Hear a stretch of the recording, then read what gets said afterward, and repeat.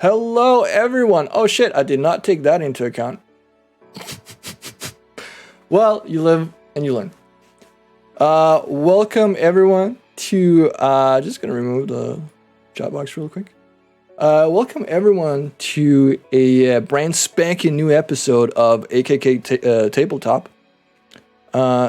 Today we have a very special Valentine's Day adventure, one shot, that we will be playing, myself as Keeper and the lovely FiveFound as the single player character. Gonna move. I can't move you. Fuck it. I'll just leave you there for now. So a couple of disclaimers before we start. First off, the both of us are like hella not feeling well. So, if we seem a little bit slow or out of it, or like just need an extra second, please bear over with us. We are trying our best given the circumstance. This is gonna be great. It's gonna be freaking wonderful. Hello, Pingu, and welcome. First time chatter. Hey, Pingu. Long time viewer, first time chatter. Hello, Liebe as well. So to kind of set the scene, we're playing Call of Cthulhu. And this particular adventure takes place in the late 1920s, 1929 to be specific. It is the day after Valentine's Day, and for those of you who are history buffs, yes, that means it is the day after the infamous St. Valentine's Day massacre. Now, we are playing in Chicago, which is where it took place, but the massacre itself is more of a setting, background feel-good thing, or starter, more than anything else. We're not going to be delving more into like historical facts about mobsters and shit. Whoa, Al Capone, like, can't believe it. We will be trying I will at the very least be trying my hardest to do accents. I cannot do a Boston accent to save my life, even worse at Chicago. We'll see how that goes. All the NPCs are female. I don't do high-pitched. So, disclaimer right there. Also, final disclaimer, Call of Cthulhu have a bunch of official rules. I don't know all of them. So we will be playing by the rule of cool, and sometimes I'm just gonna house rule shit because I'm like, you know what, that makes absolutely perfect sense. None of what I do is going to make sense. The scene has been set. All right, cool. So this will be mostly the screen we'll be on. A lot of this campaign, I was about to say, one shot, is theater of mind. Every now and again, there will be some handouts that I will also show to the viewers. I ask FiveFound if, when you read them, if you could read them out loud, just in case we have people watching that either can't see the screen that well or have problems reading. Yes. Now, FiveFound has also received a few handouts in advance that were pertinent to her character background story. Because being a one-shot, and a special one at that, a one-on-one one-shot, you don't really have a, let's say, co-players to help you with certain skill checks. So the story itself will be railroaded relatively hard. And also, there will be a few NPCs that FiveFound can call to action if she needs help with something. For the most part, she should be able to manage by herself, but we'll see how it goes. Fine, I love getting railed. Now you know it's an official AKK chat. Fuck yeah!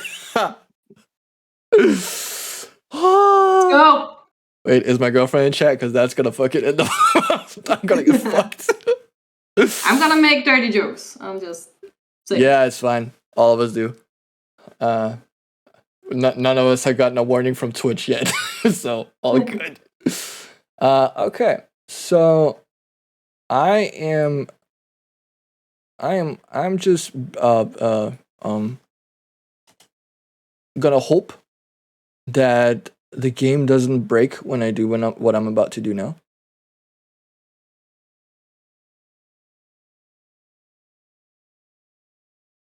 The stream is still up. Okay, good. We're good. We're doing good. It's fine. Everything is okay. Everything's okay. This is all planned. I'm a good streamer. I'm a professional streamer. I know what I'm doing. I have no fucking clue. Where are you? There. Okay, I'm not panicking. I got this. Yes. So. Hello, Seamless. Oh, one final thing. Hopefully the bot will say this, but I don't really see it working right now because it's not you doing the thing. I most likely will not respond to chat in stream, and that is because I don't want to break character, and I don't want to make FiveFound lose thread of her thoughts. So chat is not going to be ignored. I will sometimes write shit in chat if there's an opportune moment, but it's just so you know that if you're asking us shit and we don't respond, that's why. Now, let's go and start Love You to Death. So, as mentioned, it is early morning on February 15th, 1929. It is the day after the St. Valentine's Day Massacre, a story that broke the night before and has been widely gossiped about and written about in newspapers in the early morning papers. Now, as of yet, the victims have not been named.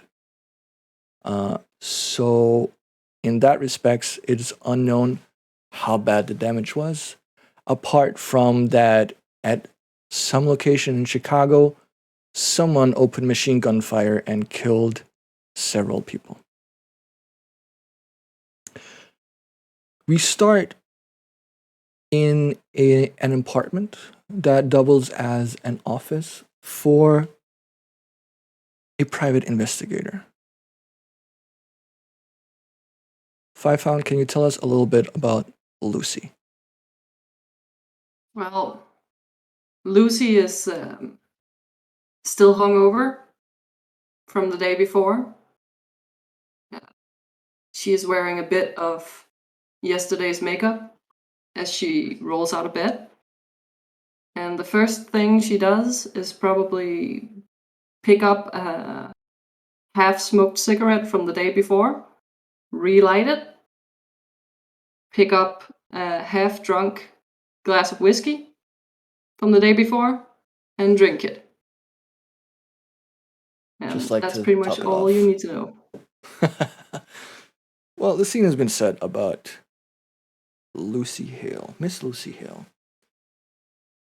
Now, as is usually the case in Chicago in February, it is cold, very cold and windy. Now, it is a winter not unlike many other winters in Chicago. The snow has fallen, but the cold kind of like it bites you to the bone even while you're inside. You can definitely feel it. So as Lucy probably opens the window to get rid of the last smoke from her cigarette, the cold really like sets in. Now, suddenly, Lucy, you hear a knock on the door. Hello? Lucy? Yeah, just a second. I'll put on whatever probably my trench coat from last night, crumpled on the floor, and walk to my door. Right. Open it. As you open the door, before you stands a friend you've essentially known for a lifetime. It is Hattie May, your friend from the orphanage. And she stands before you somewhat shaken. Hattie? Lucy, I'm sorry for arriving so early in the morning, but I I need your help. Of course, always. What? You look shaken. Are you okay? No, not Come really. inside. Come inside. Oh, thank you. She walks in and like she takes off her outer coat and hangs it by the door. Lucy, I listen. You do have you heard about the massacre? Yeah, I've I've heard. You know my husband John, right? Yes, I know John. He was there. He was what? He was He there? he was there. Yeah, he was. Oh my God, he was one of the people who got murdered.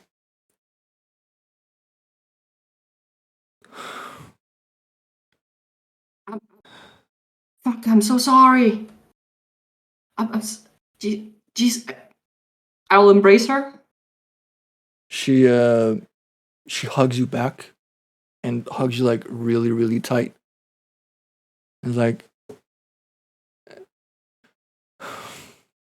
thank you. But oh God, I'm so sorry.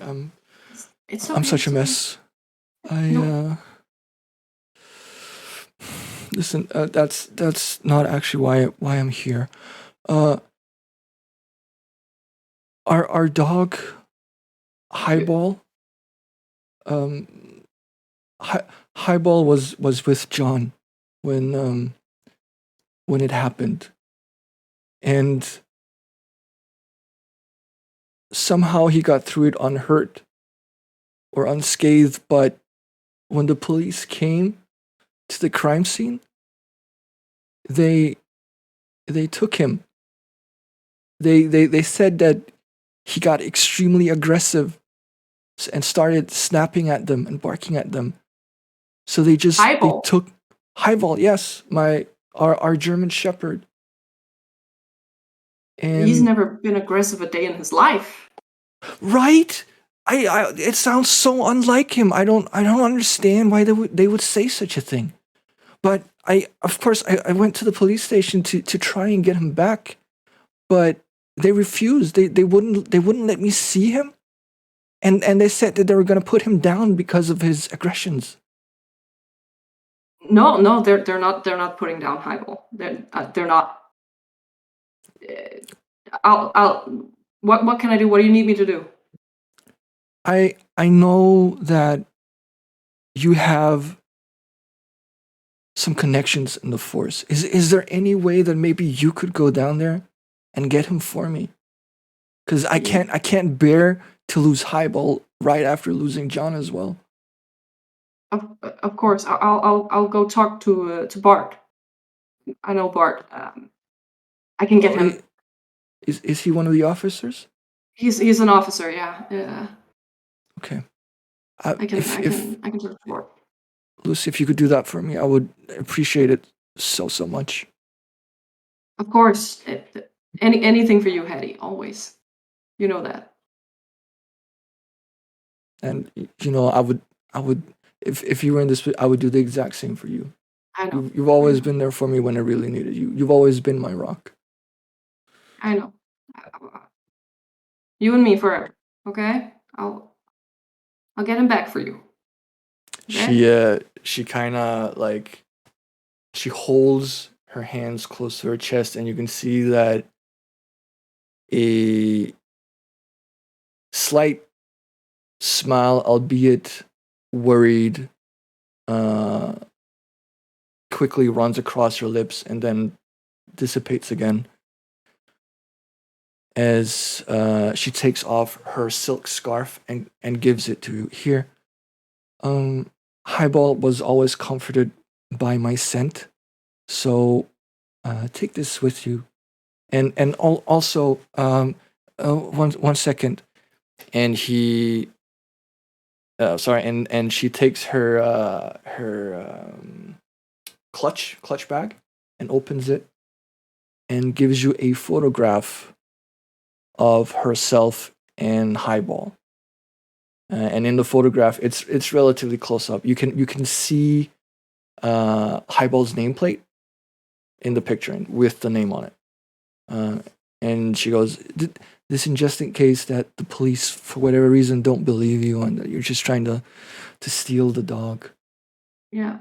So have this Got it. at the very least. Got it. I'll put it. I put it in my pocket. Mhm. I'll- You can see that she's not really lost in thought, but more like lingering to her words. So if you would like, you can roll a psychology here. Okay. So my Oh. skills. Yes. There we go. And then it's 2d10, right? You should just be able to find psychology on your list of skills, yes, and then just Yes. double click in the big number. Okay, psychology. There we go. Yeah, I passed. Successful. Yes. Right. You can see that there is something that Hattie's not telling you. I will step forward, gather up her hands, and just lean into her a little bit, make eye contact. You know you can tell me anything, right? She looks at you with those green deer eyes that she's so known for. And her brow kind of furrows a little bit. And it seems as if she's arguing with herself in her head whether to actually tell you or not. Until ultimately she kind of not really breaks down, but she lets down her guard and tells you that. Do you remember when we were kids at the orphanage together? I remember. And do you remember that litter of puppies that we had? Yeah? Yeah. You know, I've always had a soft spot for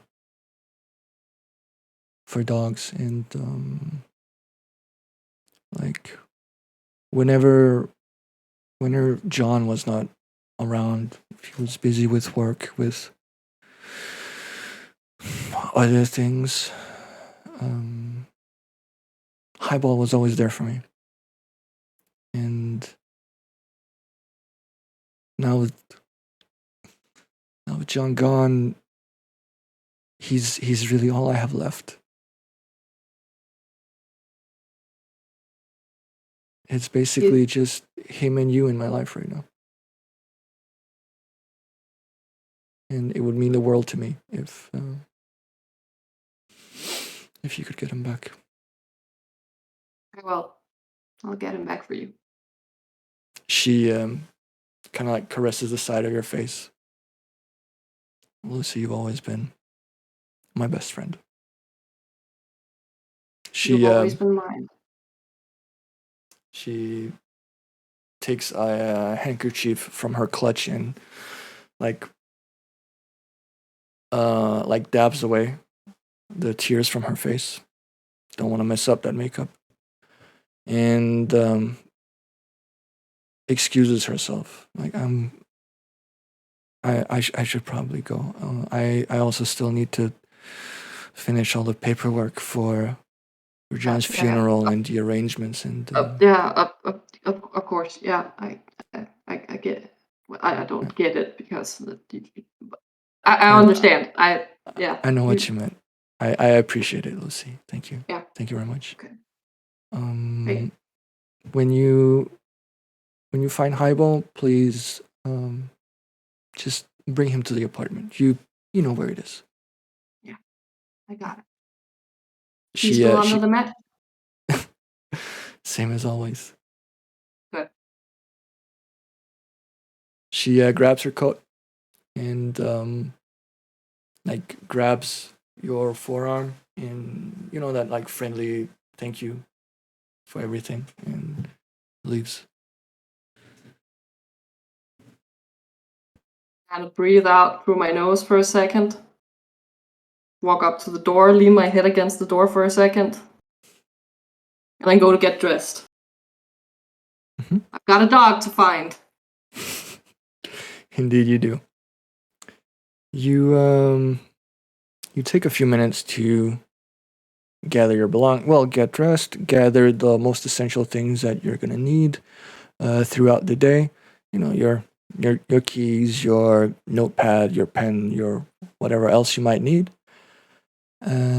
And you head off to find the German doggo. So you go to the police station. That is approximately, Midtown, where the police station would usually be, right? Yeah. And you take your town car there, so you have a vehicle. Yep.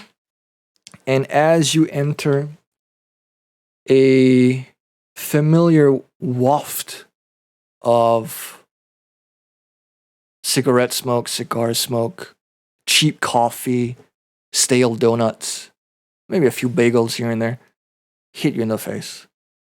As you see every police officer in the pen, not really frantically running around, but with some haste, shouting at each other, getting papers, writing reports. You hear the clackety clack of typewriters and phones that are being answered and yelled through, essentially.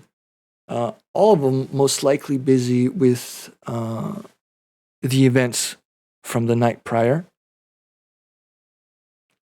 And off in the middle distance, you spot a familiar face. Well, I'll bypass the front desk like I usually do and walk straight towards him. You're gonna have to tell me how to pronounce his last name. Right.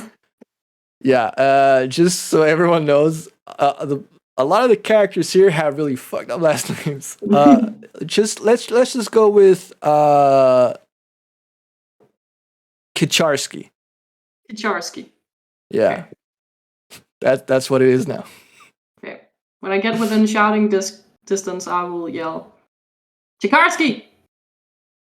And he, a hunched over, relatively young guy. He's like early 30s, my age. And he kind of looks up from a desk that he was leaning over while talking with a coworker. And he sees you and he kind of squints a little bit. You can see that he looks tired. This is the face of a man that he's on his 18th hour of his shift because of what went down yesterday. And he has his clothes are kind of scrunched up. You can see the sweat stains, coffee stains that he probably spilled while having his 11th cup of coffee.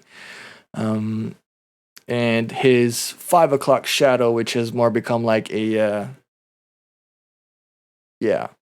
next morning stubble. Oh shit! Lucy! What you doing here?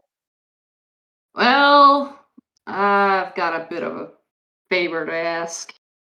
I know you're probably really busy. It'll be Yeah, quick. we're like neck deep in shit. All right, so he looks at his like watch. All right, if it's quick, just lay it on me. What you need? I'm looking for a dog. A dog. Yeah. This is not a freaking kennel, Lucy. I know. This is a particular dog. I was told that you guys took it. It's a dog from a crime scene. Uh, Oh shit! Is this a German Shepherd? yeah. It's his name is Highball. Belongs to a Yeah, it friend of sounds about mine. right. Yeah. We if you pardon the pun, we took him in last night. Yeah. But you're here for the dog? Why are you here for the dog? Well, the dog belongs to a friend of mine, and since her partner was there at the massacre and didn't Oh, make it, so she kind of wants her dog back at least. yeesh. One of the Yeah, victims, huh? yeah. Well, That's you'd be doing me a huge favor if you can just you well, know I'm all about the favors. You know how it works. A little bit of information tit for tat. We can yeah, probably work something out at a later time. exactly. Not a Hmm. problem. Right. So uh just give me a second. Kowalski, I'll be back. I'll be back in a minute. Right. So we got the dog down at the holding cells. Like we put him in a cage and then inside a holding cell, like bars Put with the dog bars. in a holding cell. Man, like I said, this ain't no goddamn kennel. It, okay, yeah. It was what we You might. had. We tried, Mm-hmm. alright? So, um, thing is, I don't know if you know, but the reason that the dog is in like a cage is because it got real aggressive. Yeah. You know what I mean? Real aggressive. When we were there, we was trying to like sort out the crime scene. This dog started barking, started snapping at us. We almost put him down right then and there. Listen, this is his first offense, and I don't know if you have eyewitnesses to these charges leveled at Highball, but I tell you, they won't hold up in court. I think you All should right. release him to me. So you want me to lower it to misdemeanor, huh? Yeah, exactly. Right, First right, time right. offense. Plus, I he's a see minor. you. He's like, what, 7? Well, you look 7. Then again, I'm not really like a big fan of. Well, it's wrong to say I'm not a big fan of dogs. I like dogs, and I would be sad personally if he had to be put down. So I mean, Exactly. So you'd just almost give be him to doing me a me. favor. Yeah. Exactly. I would be doing you a favor. Oh no. Nice try, Lucy. Not gonna fly. I will lead you to the dog, but I mean, I can't just release him for nothing. So you know what? Let's go down there. You can see the state of affairs yourself. All right. Okay. Take me to the dog. So Bart or Officer Kicharski leads you down a series of turns through the police station to get to the holding cells. And as you get there, you hear Highball before you see him. A police officer from the opposite side is walking across towards you, and you hear a dog barking loudly to the point where you can almost feel the reverberation in your I was about to go in your ear holes, in your eardrums. Yeah. Right. So like I said, the dog seems pretty aggressive. So I don't like if you want him, he's yours. But I've got a way with animals, so I'll take him off your hands. all right. He opens the door to the holding cell, and inside is just like the cage that Highball is in. And as you get closer to the cage, you can see that this aggressive excitement, like it changes into happy excitement. Like he smells something that he recognizes.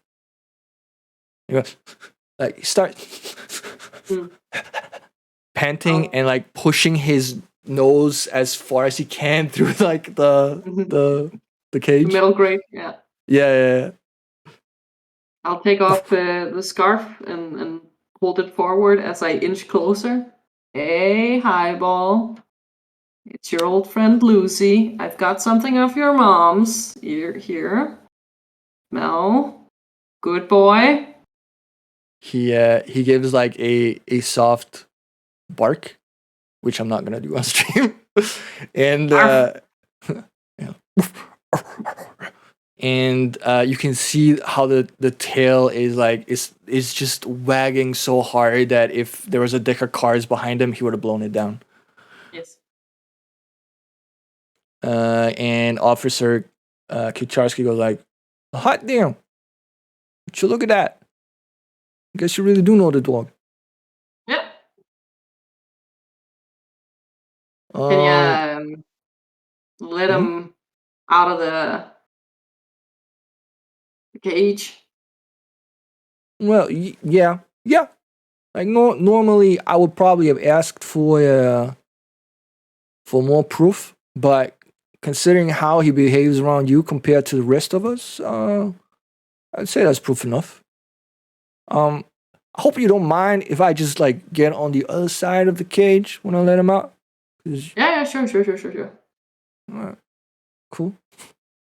So he walks over to like the side of the cage opposite where the cage opens, and he pulls out the little pin thing and opens it, and Highball jumps onto you, Oh, God. like front paws on your shoulders and start licking your face. Yes.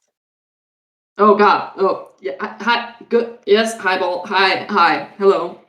Just. Oh, God. I will grab him by his collar Mm-hmm. and then try to wrangle him. Right. He seems very excited, but obedient. So he won't push too hard against you. When he feels the tug, he sits down and looks up at you, like his tongue out, like happy, expecting a command or a treat, or maybe some more pets. You can never have enough pets. Yes. I will scratch his ear. Okay, come on, first offender. Let's get you out of here. Back to your mom. Bart, do you wanna?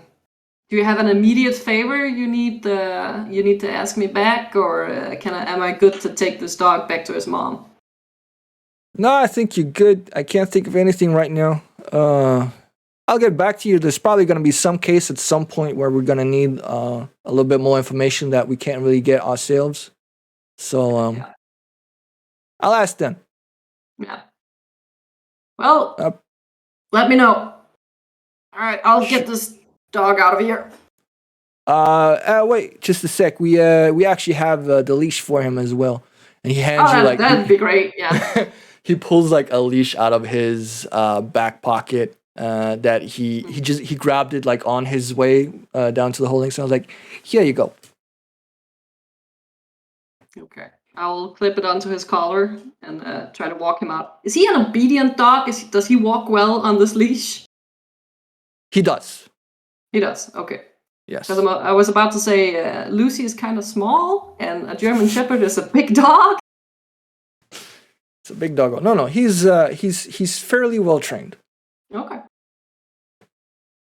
Good boy. Like obviously, as you felt before, impulse can sometimes get the better of him, but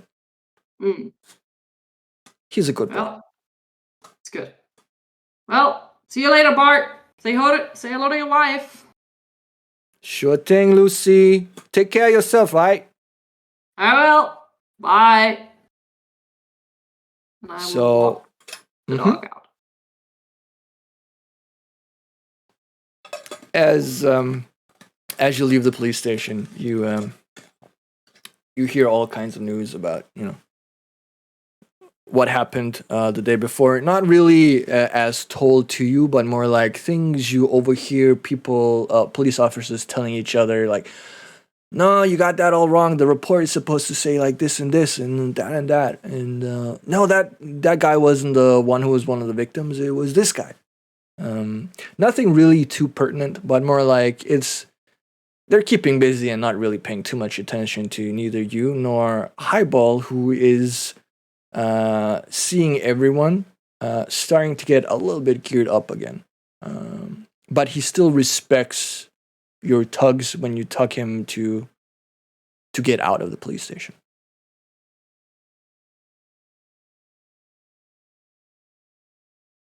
So what do you want to do now? You want to go straight to... I'm gonna go straight to Hattie, yeah. All right. I wanna get this dog back to her as quickly as I can. Understandable. Oopsie daisy.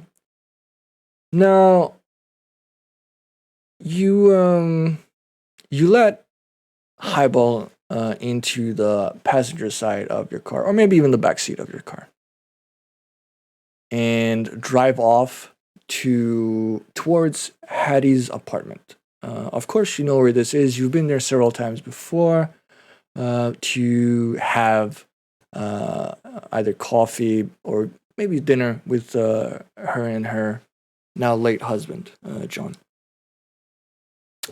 So it takes you almost no time at all to get there. As you get to the apartment and you approach her apartment door, you see that the door is ajar. Okay. I will walk quicker towards the door. Right. As you get all the way up, you see it is definitely open, but there's no signs of forced entry. Hattie? I'll start to open the door completely. You hear no response from having called out, and as you look inside, you see that her purse is inside. So wherever she left, she didn't bring her purse with her. Okay. I'll close the door behind me and I will let Highball off the leash. Since he's home now. Hattie? I'll go look for her. Right. There's still no response from when you call her name, and Highball also seems, well, at first excited to be home, but he also kind of feels that something is a little bit off. He's almost searching in his own home for his owner, which is not something he would expect as a dog, I suppose. I'll start to go through the rooms, check for any signs of her. Right. If I don't find her, I'll try to check to see if I can find a calendar or something that can tell me where she is. Right.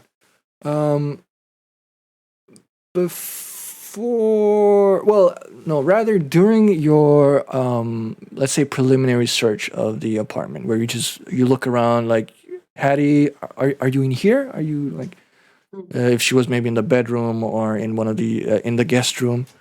It is for 1920s relatively big apartment. But you find her nowhere. She's in none of the rooms. What you do, however, notice when you pass her working desk in the living room is that there is an ornate dagger in it. Not one you've seen before.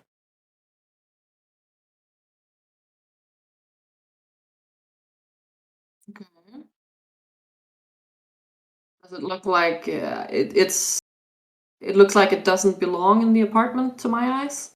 It is definitely out of place. Like it is a you pick it up to like check like why would Hattie have a dagger? That doesn't really make sense. And looking at it closer, you see that it's a like 15 centimeter long curved blade, and the handle itself is like really ornate. It's decorated with flower patterns, and there's in the pommel, like on the bottom of the dagger, is like a ruby that's been embedded in it. If you want to know more about the dagger, you can choose to roll one of three things. You can either roll appraise, you can roll history, or you can roll a knowledge check. So an education check. But in that case, it's going to be a hard success in order to identify. I still think the education is still better than my appraising. All right. So a hard. Hard education, correct.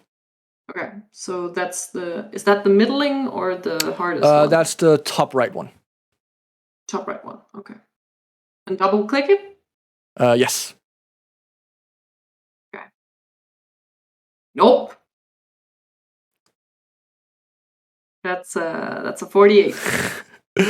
You don't really know anything about the dagger other than that it's a dagger. Like what you see is what you know, essentially. Hmm.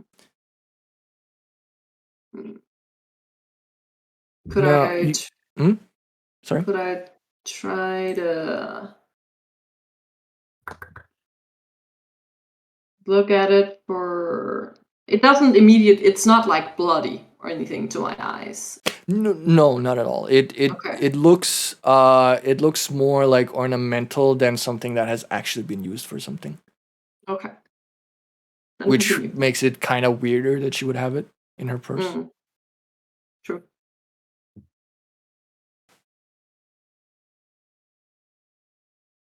Right. You continue to search the apartment, and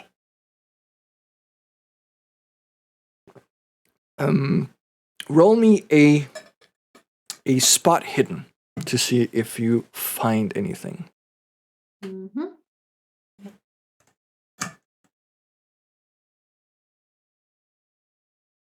Yep. Oh, success. Okay. I'm just gonna close this properly, sorry. You rummage around various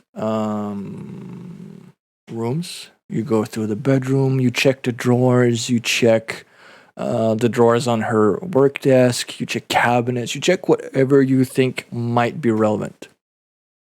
And as you're doing this, you kind of think back to your time with Hattie at the orphanage. There was a game that you liked to play as children. Do you remember what the game was? Yeah, she used to leave me messages hidden. That's right. She was better at the game than I was. Right. You had a sort of designated hiding spot for these messages. Do you remember what that was?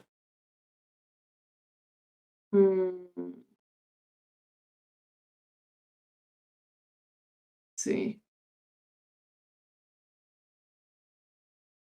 Loose tile near the bathtub. I think it was. Correct.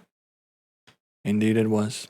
And as you kind of like reminisce about these things, you think to yourself, well, old habits die hard, you suppose. So, better safe than sorry. You go to the bathroom and you check the tiles near the bathtub. And wouldn't you know it? One of them comes loose. Inside, you find a folded piece of paper. Now you can probably guess what this would be.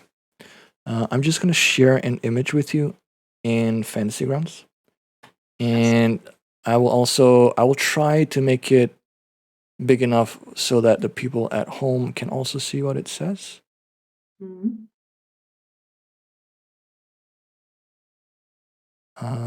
There we go.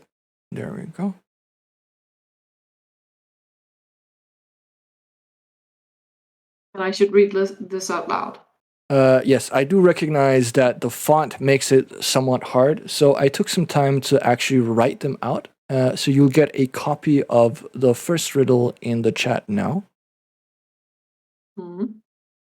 and the second one just below it. Okay. Even without being asked, it will answer willingly. And it can speak any and all languages fluently. Although bashfully, it will not speak first. It will repeat after you the things most versed. And then the second riddle is, it has no bones, but has a spine, and while its leaves turn, they do not change color. It cannot speak, yet is never short of tales to tell. Okay. So the second one, I think I immediately know what that is. Mm-hmm. That's a book, is my guess. Or Lucy's guess. Right? The first one is more of a question mark. If sorry, if at any point you want to have a hint or possibly even the solution to a riddle, you are allowed to roll an intelligence roll with a bonus die. Now, for those at home who don't really know what this is,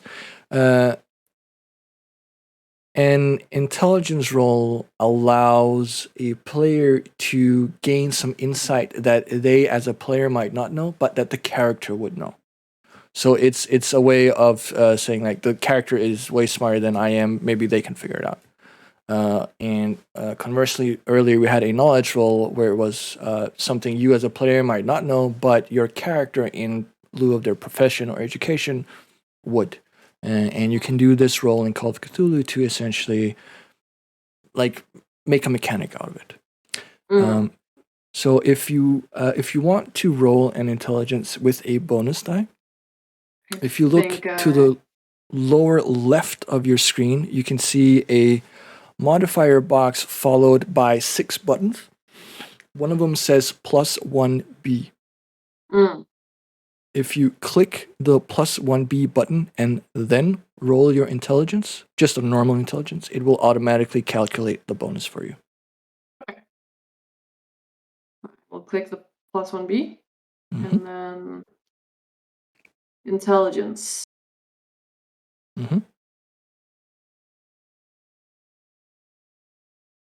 we go. 27, hard success. Well done. I'm a smart cookie. Now, Lucy thinks about this for a little while, and I'm going to allow chat to make their educated guesses while I talk about this. But first off, your answer to the second riddle, it being a book, is correct. A God. book has no bones. It does have a spine. Another word for pages of a book is leaves of a book. And while it does not speak, unless you're in Harry Potter, I suppose, it is never short of tales to tell. Now, for the first riddle, before I give you the straight up answer, can you think of anything, a natural occurrence where something would repeat what you say?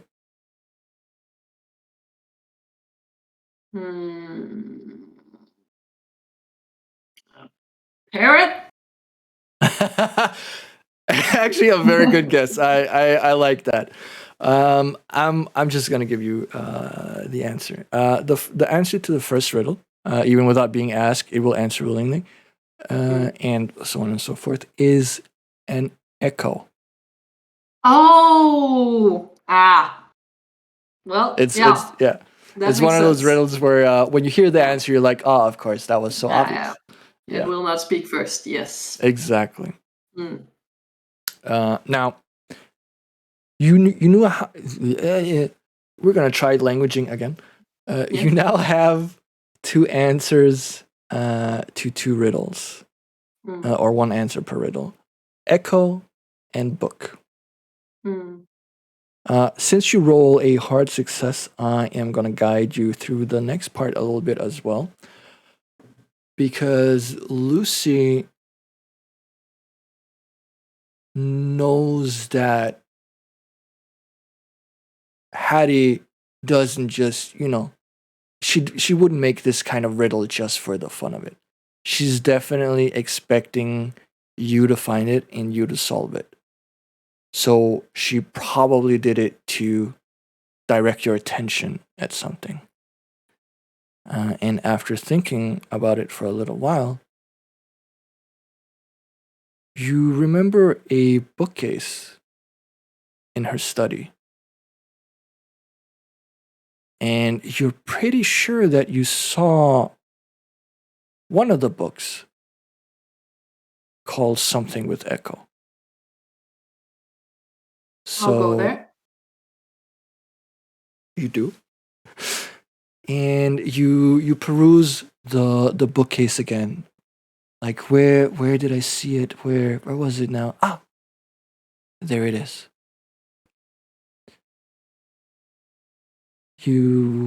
I assume you pull it out. I will. And in doing so, you open a hidden. No, you pull it out and open the cover and look through like the first couple of pages, and you realize this isn't really a book. It's Hattie's diary. So, knowing this, you go to the last pages that contain entries and find this. Oh. Anticlimactic, now you have to wait. I'm so sorry. Okay. I'll frantically resist the urge to check the pages for my name. I think that's big enough. Yes, that is big enough. Okay. Now, again, like before, the font is absolute dog shit. So I've taken the time to write out the diary entries to make it a little bit easier for everyone, including those at home.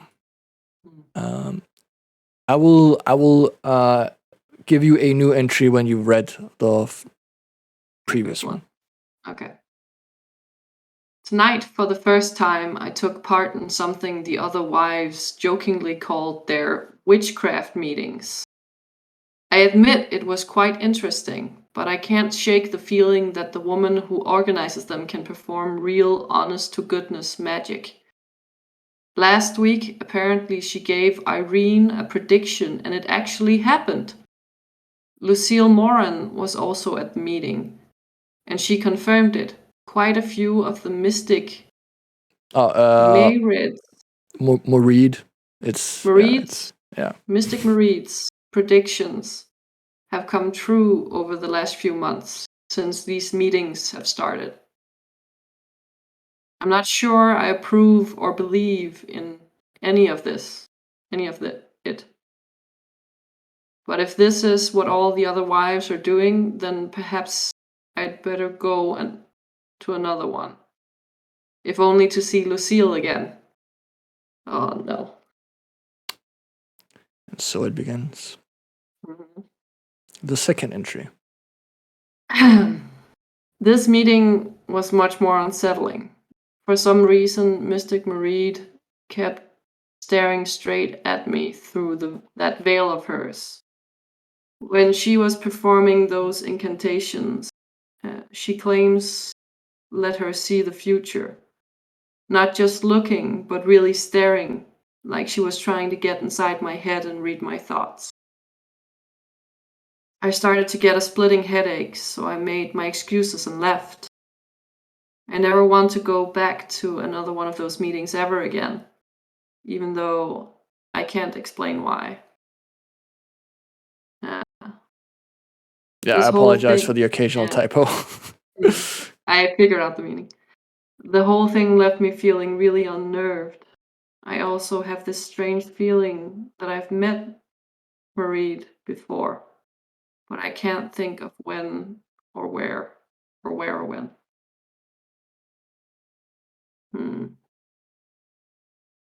Lucille came to me this morning, and she was very disturbed. She said she is resigned from the witchcraft meetings. She has also told me she had a feeling that I was in danger and that someone had designs on my life. I got a silver amulet from her. She told me to wear it, as it would keep me safe. She also gave me a dagger and told me to carry it with me, always for protection. She made me put it in my purse and made me swear not to part with it at any time. If she'd told me this last night, I would have taken her a bit more seriously. But now, I don't know. Why would anyone want to possibly harm me? I put the amulet, an adorable silver cross thing, on Highball's collar. It really suits him. Cute. And the last entry. John, my love, is it my fault you were taken from me? Could I have done something to prevent your death? I feel so lost. What if Lucille was right? Who'll protect me now you're gone? I'm sure someone's been watching me, and my head's been hurting so badly since yesterday. I hope that Highball will be returned to me. I don't know what I'd do without him now. There is someone I can go see, my very old and dear friend. I only pray they can help. I'll feel much safer once Highball is back home again.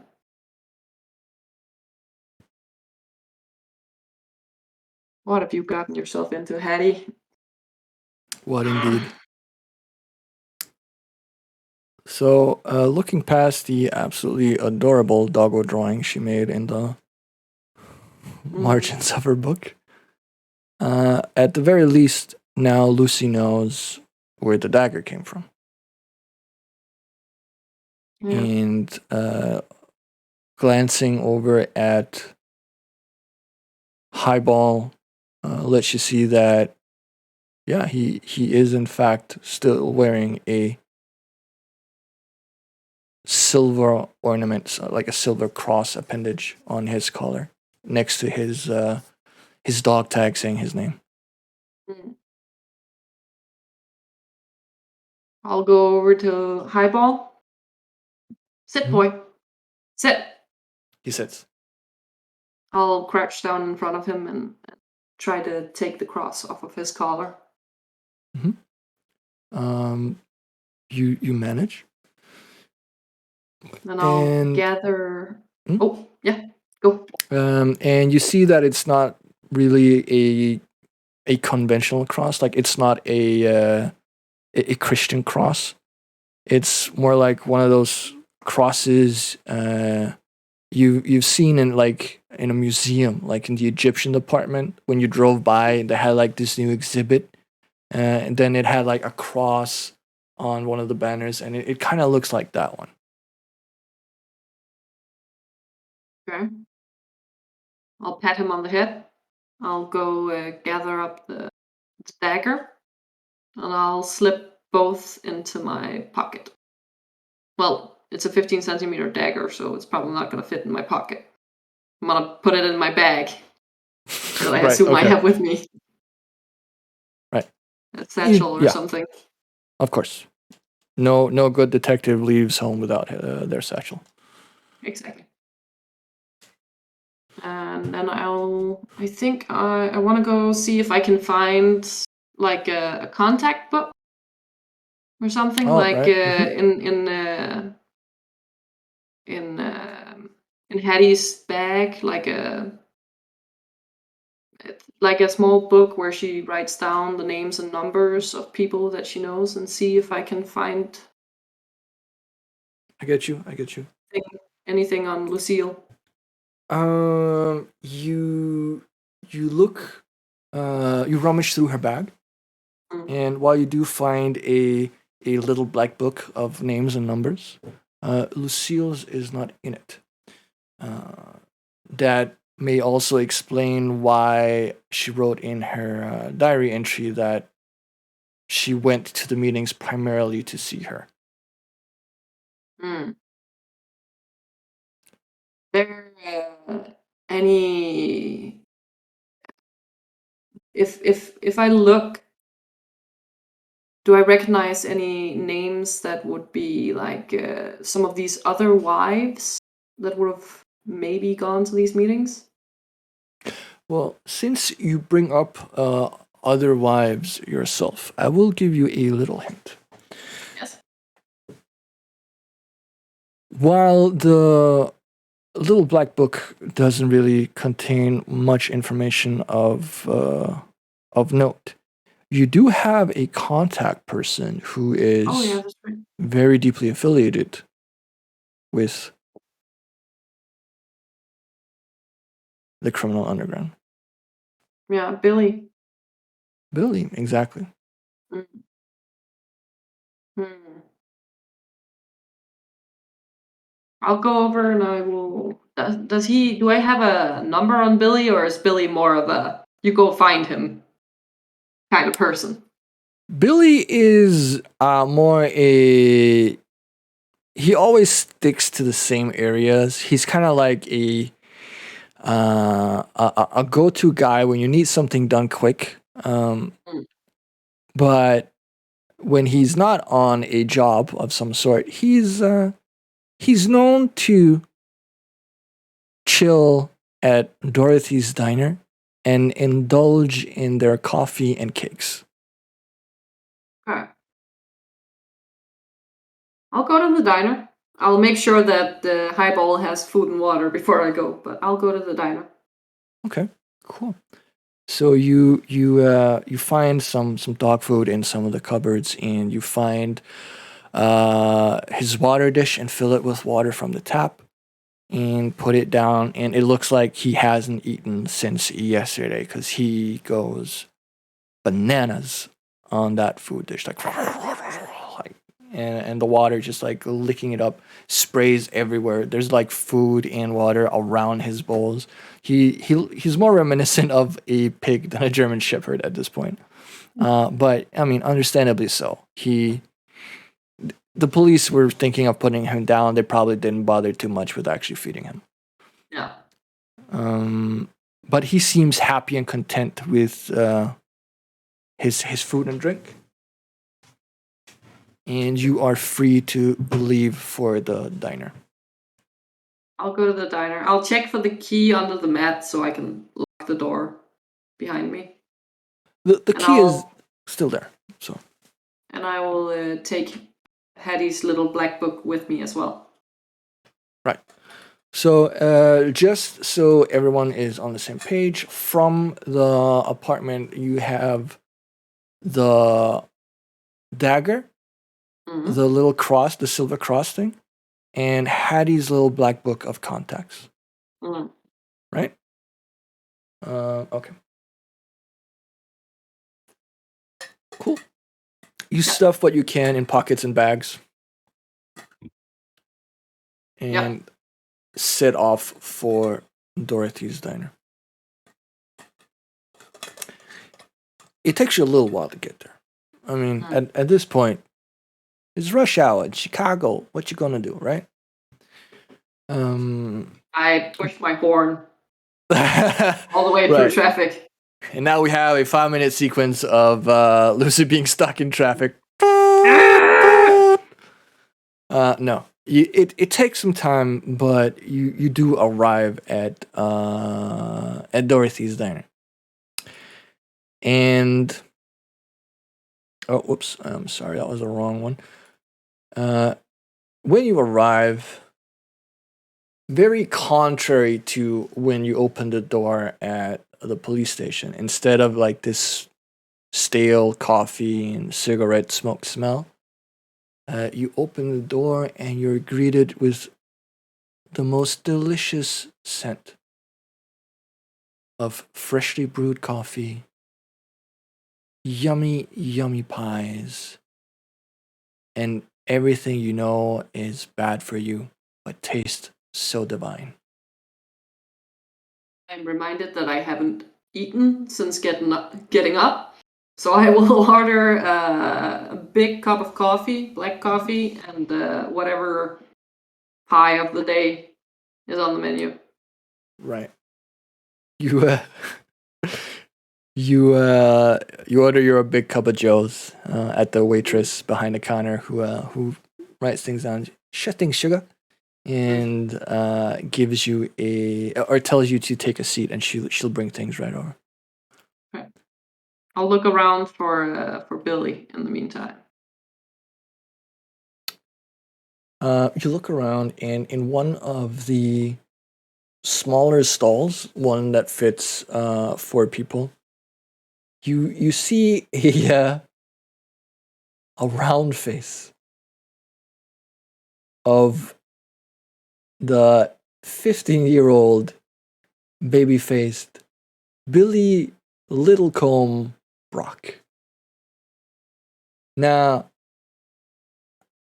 to say that he is plump would be an accurate description. But even though his face is a little bit round, make no mistake, he's a tough guy.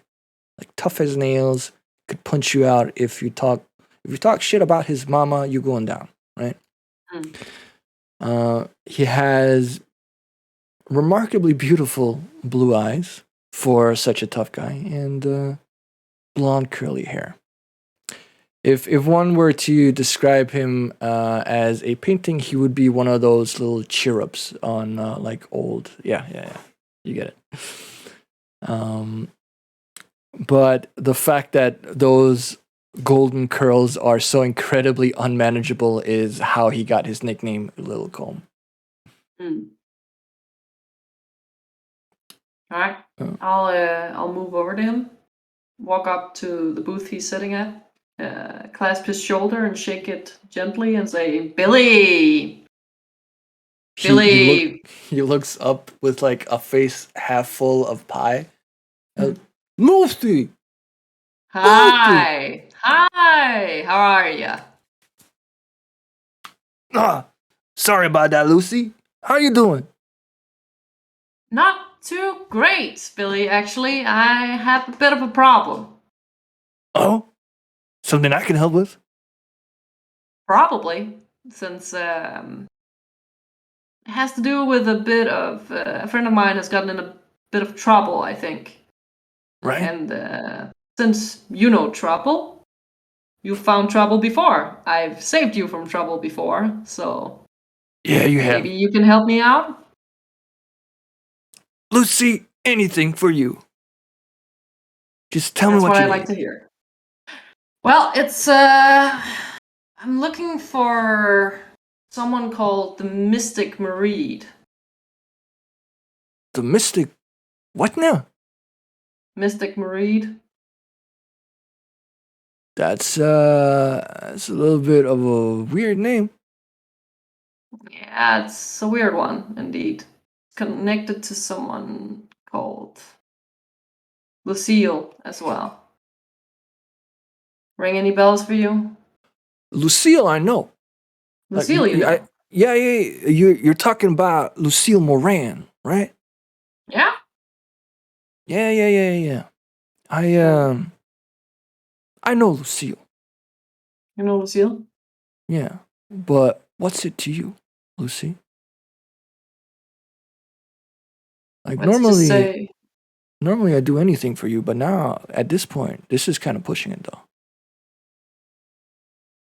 this is pushing it for you?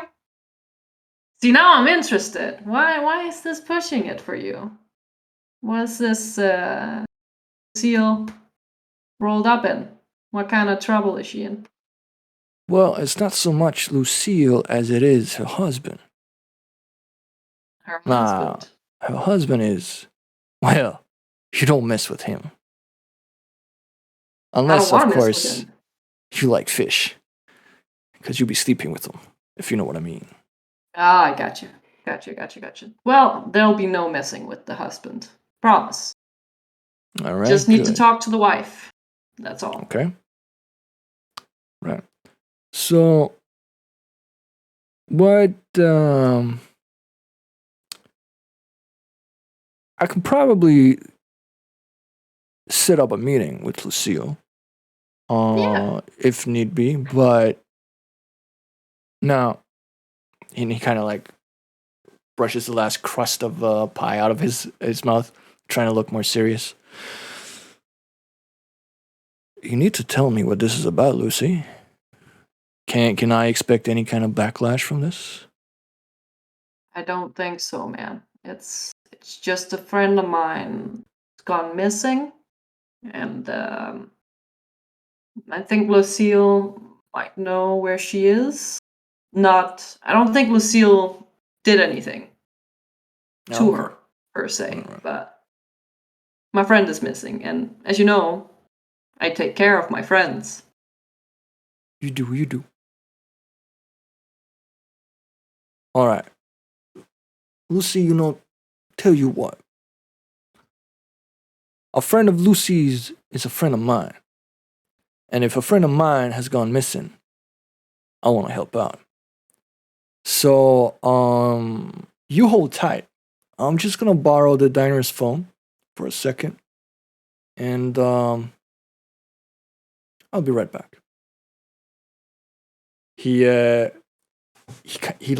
tries to get out of the booth thing, Oh but yeah, they were obviously almost not got ready it. for him. Almost. Yeah, you're Yeah, good. You're just good. Yeah. let me. Yeah. Pull it in. There you go. And he goes off towards the counter and like flags down the waitress, who obviously knows him. He's been eating a lot of pies there, and he goes like, "Hey, can I borrow the phone?" And Hey, they can I give him a borrow the phone, phone? Hey. and he calls someone, and he's speaking pretty low, so as to not let anyone overhear. And a minute or two, maybe he comes back and goes like, "All right, Lucy, tell you what, I managed to get a hold of Lucille, Hmm? and good news, she wants to help you." That's Um, great news. Let me just write down, and he takes like one of the napkins from the napkin holder thingy, and he scribbles down an address for you. This is her address at the Parkway Hotel. You got an hour, and then you have to be there. All right. Don't Okay. be Okay. late. Yeah. She Yeah. does Yeah. not like people who are late. Okay. Yeah. Right. Now you go find your friend, Lucy. You go Thanks, find our Billy. friend. Yeah. Our friend. Our friend. Damn straight. I'll give him a little punch in the shoulder and say, "You're a good one, Billy. See you later." All right, see ya. And he takes like a big bite out of his pie, like fuck yeah. And off you go. Leaning on the horn again. Let's actually, just for the fun of it, where are you, mein Freund? Yeah.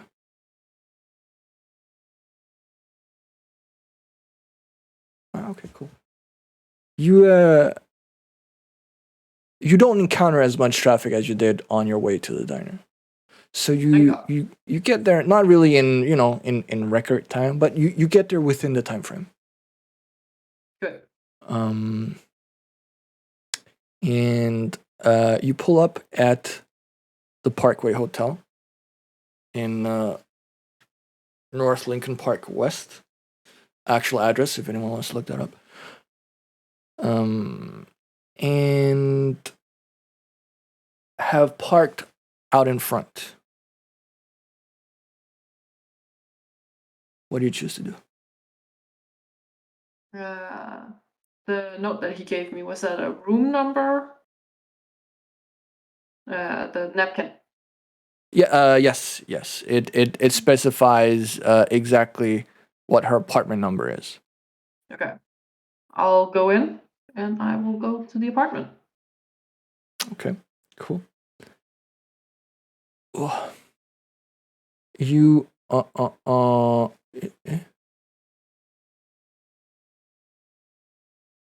there we go. Okay. You arrive at, I don't know what the fuck is up with my glasses. You arrive at the designated apartment and knock on the door. You hear a little bit of rummaging on the other side, and the lock unlocking, like and a chain being like pulled, like a chain link lock being pulled, and she opens the door. Yes. Hello, I'm Lucy Hale. I'm here for Lucille. Ah, yes. I am Lucille. Pleased to meet you. Likewise. You are the one that Billy called about, yeah? That's correct. I'm looking for Hattie. Yes.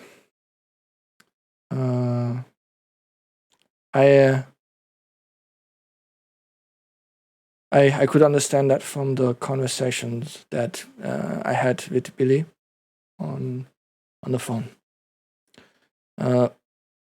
What is it that you hope that I can help you with? I hope you can. I hope you know where Hattie is, or you know someone who might know where she is. She disappeared. She doesn't have her purse.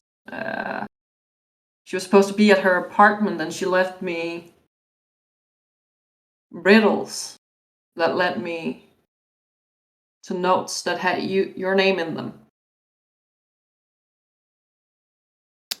I see.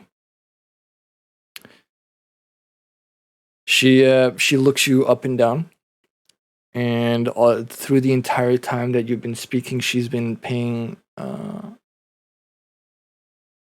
a lot of attention to like your face, trying to seemingly either catch you in a lie or try to understand what your intentions really are. And you've been truthful, so she is willing to open up.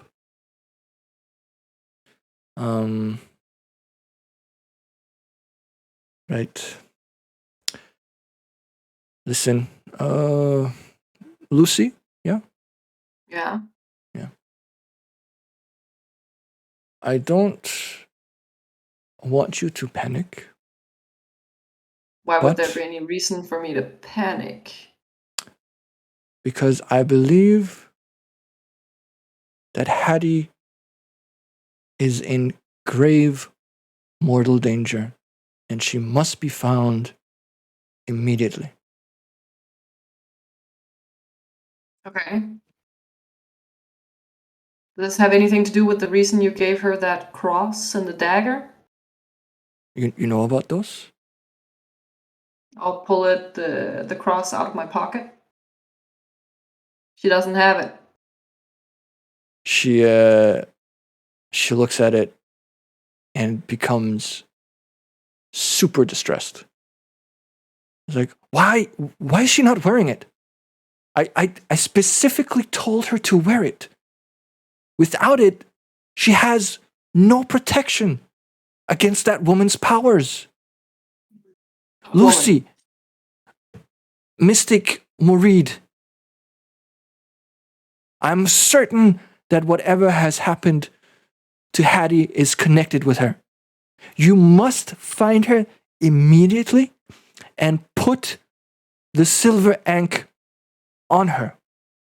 It's the only way for her to be safe from that mystic's powers. Like a psychology check on this woman. Is she pulling my chain? Yes, okay. Roll She for is. it. She is a mobster wife, Lucille. She's connected to. She is something. a mobster wife. That is true. Okay. I'm just gonna remove these. Let's see. I'll just try to read her.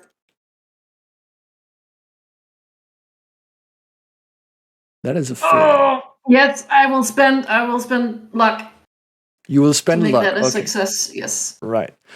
For those not familiar with Call of Cthulhu rules, if you fail a check of any kind, you can either push the roll and to roll it again by using some other way of investigating or whatever, or you can spend a resource called luck to buy yourself to a success, which is what FiveFound is doing here. You need a 70 to succeed. You roll a 76, so you need to spend 6 luck points to succeed. I've set my currency down. All right, excellent. She does appear to be truthful about what she's saying. So it's not like she's trying to pull a fast one on you or pull your leg by any means. She believes what she's saying. She full-heartedly believes in what she's saying, and she is genuinely concerned for Hattie, and she really does want you to try and find her as quickly as possible and help her. However, what you also sense is that while she is being forthcoming with you, she is holding something back. So she's not telling you the full story. Listen, and I will lean on the door frame and lean into her a little bit. I've been friends with Hattie for a long time, and what you need to know about me is I take care of my friends, and that means I could potentially take care of you if we become friends. So you need to let me know what's going on. I can tell you're holding back. All right. Roll me a charm. Well, I did spend a lot of points on this, so let's see how this goes.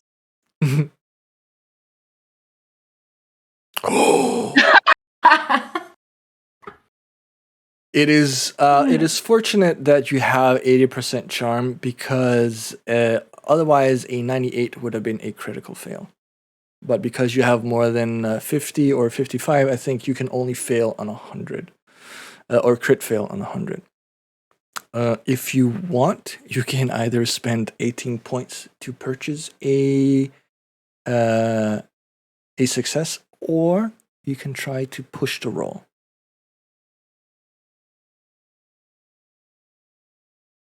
That's shit.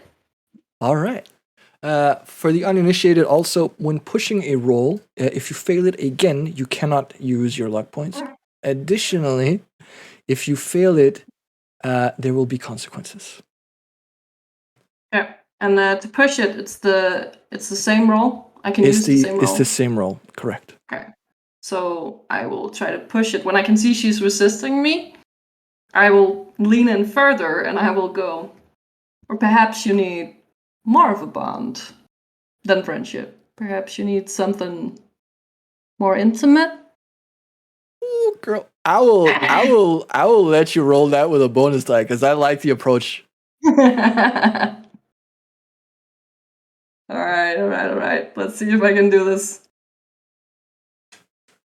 Come on. Ah! Oh, you managed. You managed. Right.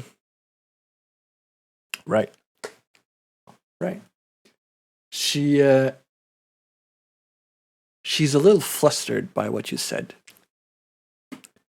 And you can you can see that even underneath her makeup, she's definitely blushing. And she might even have considered it for a second before stopping herself and being like, Miss Hale, I'm a married woman. Of course.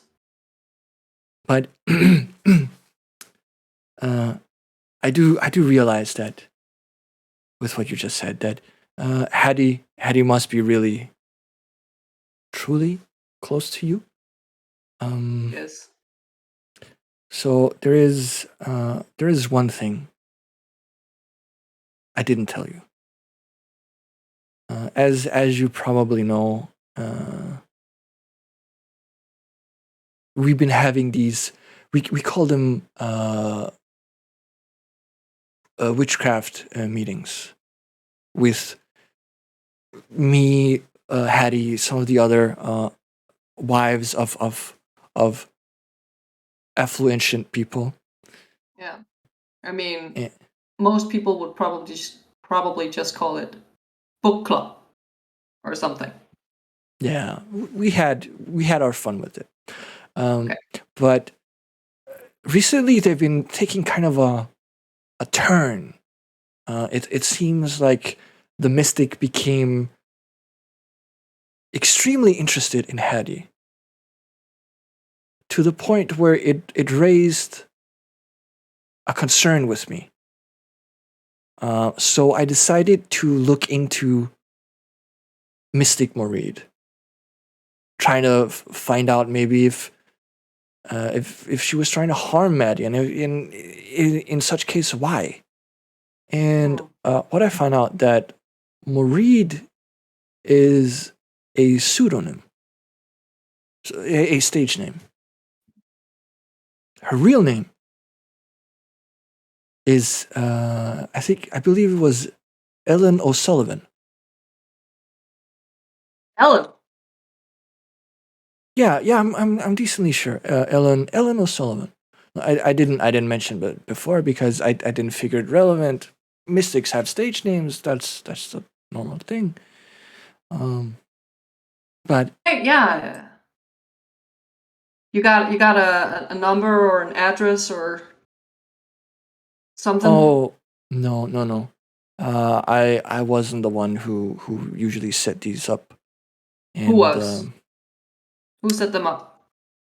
it was one of the other mobster wives. We had a falling out since because I didn't like the turn this was making and taking, and I told her this. She didn't want to stop. I didn't want to partake, so I washed my hands of it. If you've had a falling out, you wouldn't mind giving me her address. Right. Give me a minute. She looks through her little black book of contacts and goes, here you go.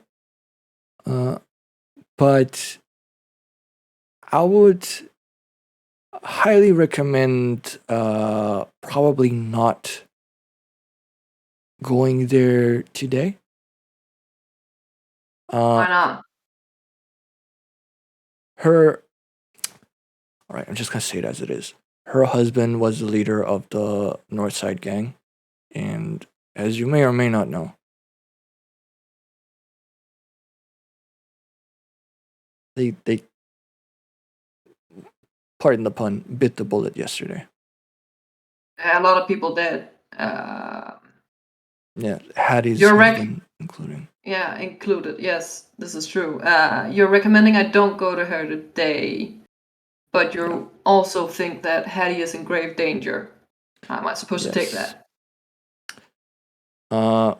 You should probably take it as if you have any other ways of finding this mystic. Use them? Yes. Because if going to her today might let's just say impact you poorly, and if it impacts you poorly, it impacts Hattie poorly. Alright, fine. Thank you for your help, Lucille. You are most welcome. I pray for your success and for Hattie's safe return.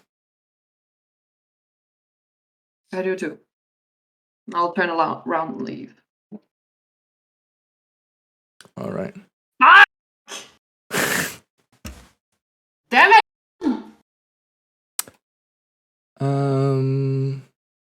Well, things are not necessarily as dark as they seem. Do you have anything that you want to do right now? I think I want to go back to my apartment. Since I know Ellen O'Sullivan. Is her name right? Yeah. Mm-hmm. Would you mind telling the audience how you know her? I know Ellen because Ellen was a childhood teenage friend of me and Hattie. Mm-hmm. And Ellen kind of helped us out once, and we got closer after that. But Ellen was a little bit clingy and kind of wanted to be closer than I was comfortable with. I was closer with Hattie. It was just the way it was, and Ellen kind of took that a bit personally and didn't want to be friends with either of us after that. And then she got adopted and moved away. She keeps sending me letters without any return address, so I haven't been able to reply to her or anything, but yeah. I'm gonna go back to my apartment to search through those letters for clues. Mm-hmm. Cool. Where she might be. You rush to your car and you honk your horn harder than you've ever honked it before to get through traffic. Yeah. And you end up at your office, and you, despite never writing back to Ellen, you have probably kept them in a neat stack somewhere in your home office. Neat. Yeah. So you want to go through them for potential clues. Clues, yes. Right. Roll me a intelligence. Intelligence. Yeah. Oh, holy shit! That is pretty good. That is pretty good. That is actually very good. Okay, cool. Fueled by the frustration of losing Hattie, I go through these notes closer than I've ever gone through these notes before. And in doing so, you end up on the most recent one that you received from Ellen, just roughly a month before. I'm just gonna share it here so chat can also see it. and you roll a hard success. So not only do you realize that this is probably the most pertinent piece of information, as you're perusing through it, you come across some sentences that kind of stand out to you. Specifically, the one that says that she's writing to you from Chicago, that she has a view of the old water tower from the windows of her apartment, and her admiration of how it gets lit up by the setting sun. So, having stayed in Chicago for a little while, you definitely know the water tower that she's talking about. And given that she can see how it's lit in the setting sun, you have an idea of what side, like east, west, north, south, of the tower her apartment is in. Yeah. So from this, you have an approximate location of the apartment. Yeah. Should I read the note out loud real quick, or? No, you don't have to. Okay. Well, I know around about where she is. I'm gonna grab a fresh pack of cigarettes and head out the door again. Cool. Immediately. Cool. Jesus Christ. Right.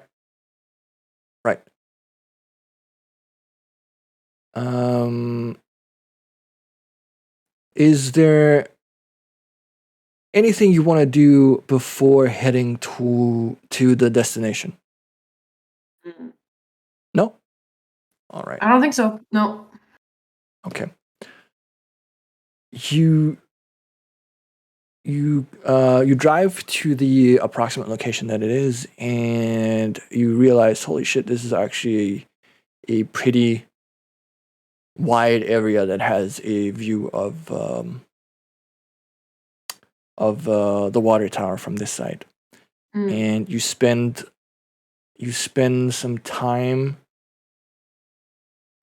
trying to find the proper place, like going up to apartments, checking with what's it called, like the doorman or the janitors or whomever, like if someone named O'Sullivan lives there, or trying to check mailboxes and stuff. But it's kind of like shooting in the dark or finding a needle in a haystack. So I would like for you to roll me a luck check. Yeah. That's just 2d10? Or? That is just if you double click on your luck on your main. Okay. It should roll it. Come on. No! Ooh. Can I spend luck to make my... Unfortunately not. Luck checks are also one of the few checks you cannot push a roll on. So you spend some time trying to find this place, and it's like, no pun intended, luck is not really on your side. No. But you do eventually get there. It just takes you a bit longer. And you enter an apartment, an apartment building on Michigan Avenue, where upon looking through the many mailboxes that are in the lobby, you find an O'Sullivan. And you're like, this is probably it. It's gotta be. How many O'Sullivans can be in like this area, right? Probably a few, but I'll try. Well, true. It is right after the Irish immigration. But yeah. In the lobby is or rather before the lobby, is the doorman that you pass to get in. And in the lobby is a janitor. Hmm. Apart from that, it is what you would expect an average, not too expensive apartment in Chicago to look like. Okay. I will. I'll stop at the janitor. Mhm. And I'll go over and say, "Good evening," since it's probably evening or afternoon at this point, since I've been searching for a while. Mm-hmm. Evening. Good evening. There, O'Sullivan in this building that kind of likes to go up to the roof. And Sullivan that likes to go up to the roof? Of this building, yeah. Roll me another luck. Went so well the last time. Nope. And Sullivan can't really say it rings any bells. Do you have a description? Not a current one, unfortunately. Thank you for your time. All right. Sorry I couldn't help. That's all right, man. I'll head up. All right. Fortunately, on these old apartment buildings, the floor and apartment number are listed on the mailboxes as well as the name, so you know what floor to go to, and you also know what apartment number it is. That's good. So you take it to the fourth floor.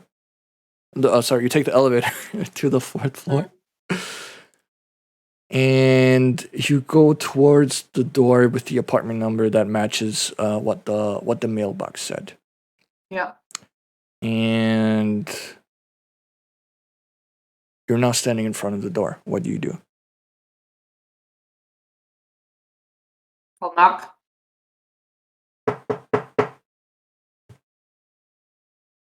No answer. Ellen? It's Lucy. Can you open up, please? I'll knock again. Still no answer. I'll kick her doormat over and see if I can find a key. Can you guess what you need to roll for me now? Is it luck? It's luck. Come on! There's no key. Nope! Can I try to... Wait. It's an inside apartment, so there wouldn't be potted plants out here. That would be weird, at least. Yeah, not gonna search for keys here. Can I make suggest, feel free. Can I make the argument that I've brought some tools with me that I might be able to pick a lock with? Yes, you can. If you have, I think it's locksmithing, you can attempt to pick the lock. If you don't want to waste time with lock picking, you could also just try kicking the door down. No, I don't have enough locksmithing to be comfortable attempting that. Let's see. Can I try to charm the door? No. Come on, door. Don't you want to be more than friends? You look absolutely adorable. Let's see. No regrets. Yeah, no regrets. Let's try to kick down the door. All right. Roll a strength check. Oh no. Yeah. Oh, perfect. What In do you your know? many years as an investigator, you have kicked down a many doors. none as adorable as this one though. But even so, you know how to place like just where on the door to kick in order to break the lock, or rather break the door frame holding the lock. So you take like a single half step back, and then you press your foot full force into the door, and it flings open with part of the door frame like blasting off from where the lock was. So the door is now open. You can't like lock it again, but I mean you're in. Yeah. I'll peek inside. Ellen? Sorry about your door. Roll me a spot hidden. Okay. You get no response, by the way. Okay.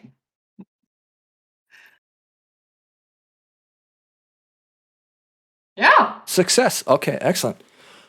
Um, you don't see neither Hattie nor Ellen inside from where you're standing with the door kind of like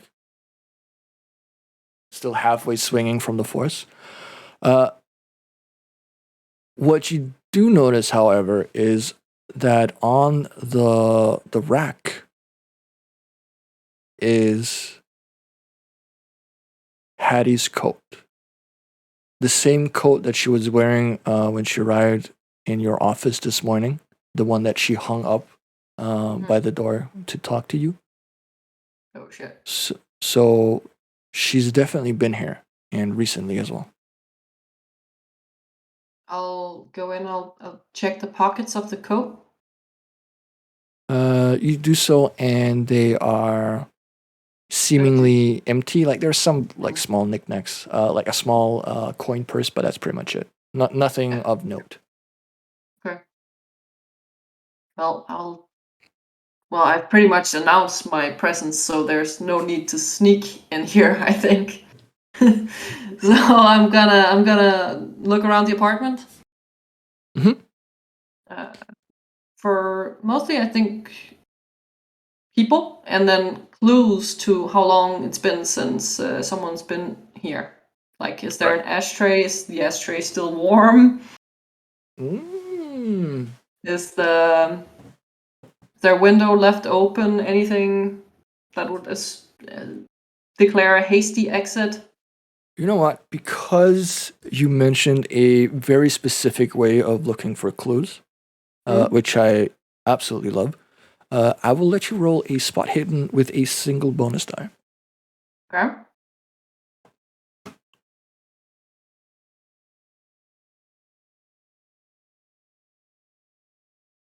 Whew, a hard success.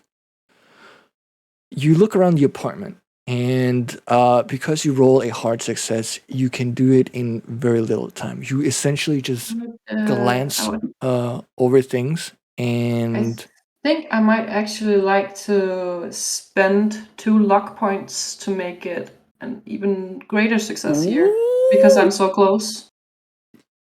And since I need to know. Yeah, exactly. Okay, yeah, cool. That is a very real thing you're allowed to do. So spend 2 luck points, get a extreme success. That's fine. I know what you were trying to do. So instead of a hard success, you get an extreme success. What this essentially? Ooh, how are we gonna? Right. You glance through like things in the apartment because you know at this point time is of the essence, right? And you see that apart from Hattie's coat being there, nothing else seems to like really be set up. There are no ashtrays with cigarette ash, at least not recent one.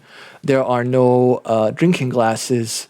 There are no anything that would indicate that this was like a hospitable visit or a visit just to say hello.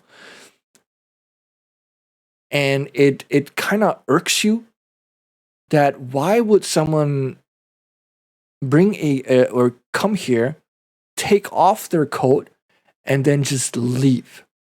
And more so, why would a host not actually host their guest? And then it kind of dawns on you. Ellen likes going to the roof. Oh no. I think it also occurs to me that it's February in Chicago. Why would you leave without your coat? Exactly. It's hella cold. I will run up the stairs to the roof. You run up the stairs. You run down the hallway. You take the stairs as high up as they go, until they finally reach. Those old apartment buildings that have like a single staircase that just leads to a door, and that door is like on top of the roof. Yeah. It's that thing. And as you reach the top, roll me a listen, but a hard listen. Hard listen. Listen. There. Hard listen. Come on. I will spend whatever I need to make that a success. That's 8 points. 8 Luck. points. Okay. As you approach the door on the final steps, running towards the roof, you hear a scream and you stop. Like, the scream is muffled, but it's definitely female and loud. But you stop before like bursting through the door. What do you do? You're now standing in front of the door. Still closed. I'll check the door. Is it locked? It is not. I'll open it and peek out. You open and peek out, and you're not really sure what you're seeing, but you do see 2 figures, one standing over the other lying down on the roof. I will rush forward towards them.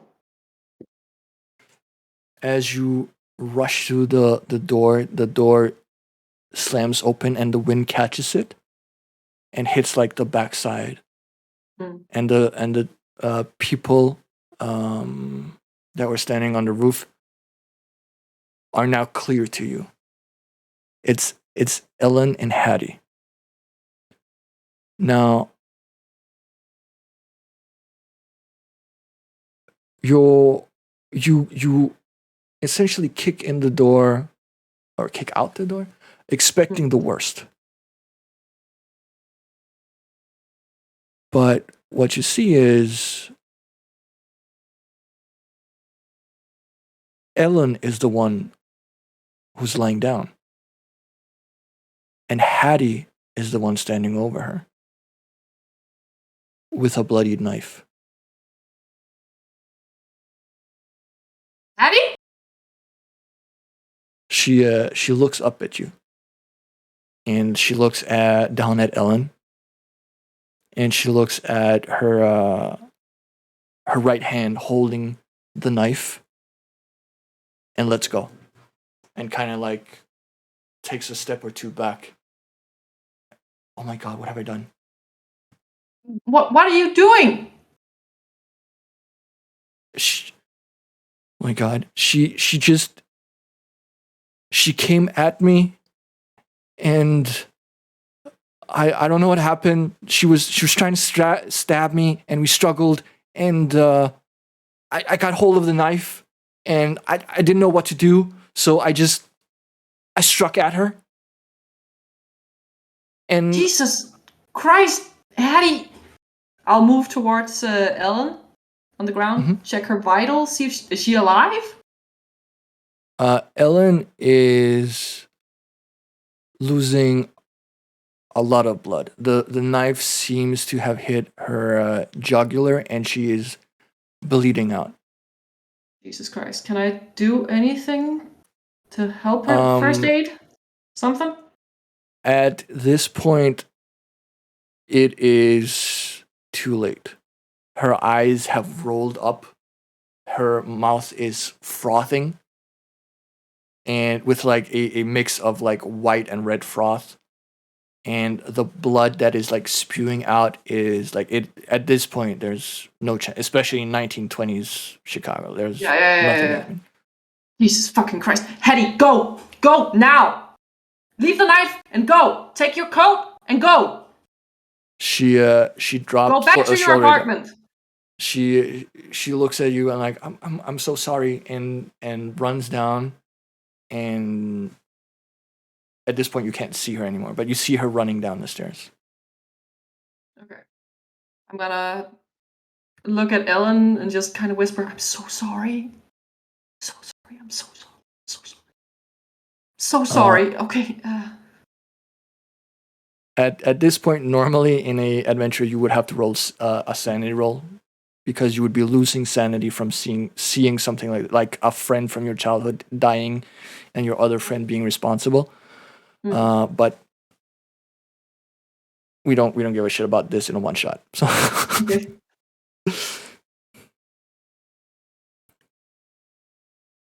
yeah, she's too far gone to respond or even realize that you're there. Okay, I'm gonna run down to her apartment again. I'm gonna call the cops specifically. I'm gonna call. No, you know what? I'm just gonna call the front desk. I'm just gonna attempt to change my voice a little bit and say, "Help! A woman's been stabbed." At blah blah blah address. She's on the roof. Just hang up the phone and then get the fuck out of Dodge. Right. Pull my hat down as I leave. While you were in the apartment calling the cops, Hattie was still there. Like she was putting on her coat, but she's like, she seems to be in shock. And she's not really she's not really leaving the apartment. Like she doesn't want to go without you. Oh my god! Come on, let's go. Is your car here? Did you come here by car? Like I don't know. I woke up and I was on the roof with Ellen coming towards me. I'm here in my car. Come with me. She follows you. I'll stuff her in my town car and drive back to her apartment. Jesus fucking Christ, Hetty, what happened? It's like I don't know. I've been having these. It's just been a really weird time, and Ellen was there, and then I don't know what happened, but when I came to my senses, we were on the roof, and there were like all these weird things around me, and she came at me with a knife, and I didn't know what to do, so I like she's like jibber jabbing, trying to find her words, very typical. What's it called? Yeah. Like she's if you don't know better, she's in shock, right? The events have been very traumatic. Jesus fucking Christ. Okay. Fine. I'll let's get you home. I got highball back for you. Let's just get you home. Sit you down, and you can tell me what happened later. It's fine. Let's just get you home for now. Jesus Christ. Also, what's with? No, never mind. We'll talk about it once you've calmed down a bit. Jesus Christ. I'll step on the horn again. Well, it's okay, right.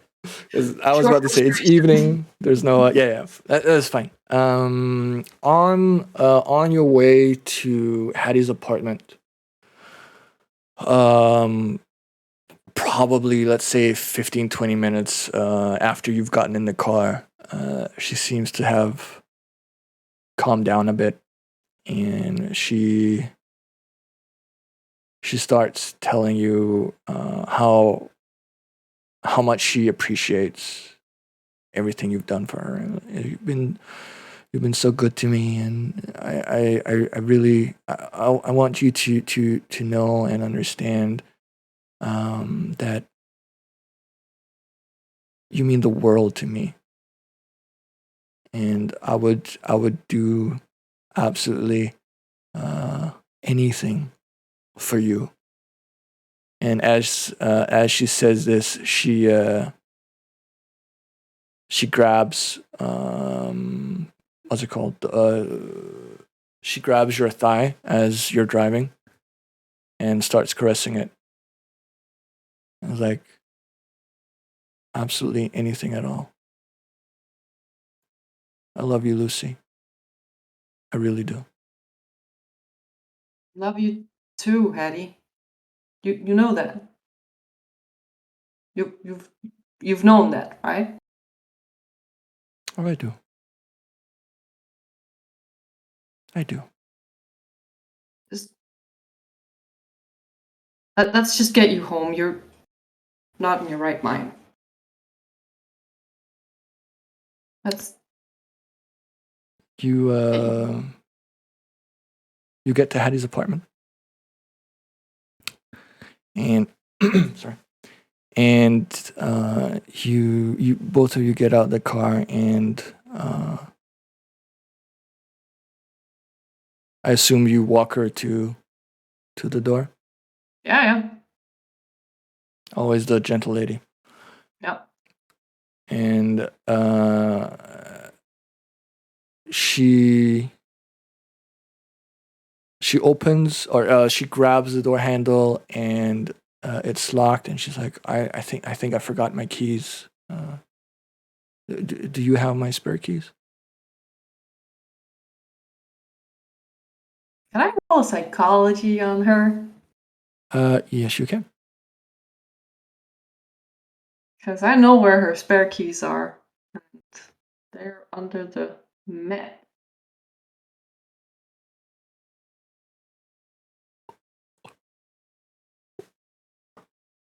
Just for everyone who didn't see that was a hard. That was an 8, motherfucker. Extreme success. Extreme success. That was an 8. Right. Hands down, something is feeling way off with Hattie, and it's not something that can be just explained with traumatic experience. I'm in shock. This goes like way beyond. It's like she's not really herself anymore. And as you think this, like, what the hell is she talking about? She knows where her spare keys are. You hear from the other side of the door, Highball starts barking loudly towards the door. Like, it goes completely apeshit.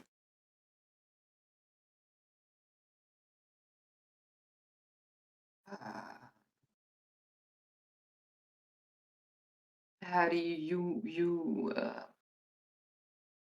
you feeling okay? It's like,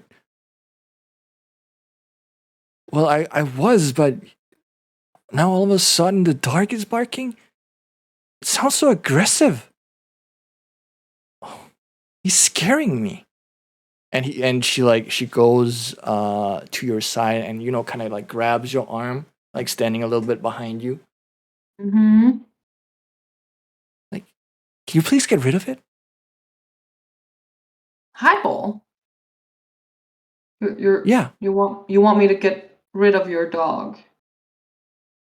Yeah, like, listen, he's gone completely bonkers. I'm afraid he might bite me. Okay. Tell you what, I'll kick over the doormat, pick up the key. Mhm. I'll. How about I take him home with me, and you'll. Oh, I would appreciate that. Thank you. Mhm. Thank you, Lucy. Seems like the safest option. Yeah, just Definitely. definitely. But you're welcome to come back later if you want.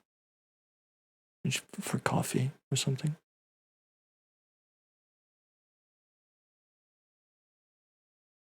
I think might be best if I come back tomorrow at the Okay. Suit yourself. daylight. Mhm. Just gonna. And I'll unlock the door and I will try to catch Highball if he's coming at people. Roll a strength check. Oh God.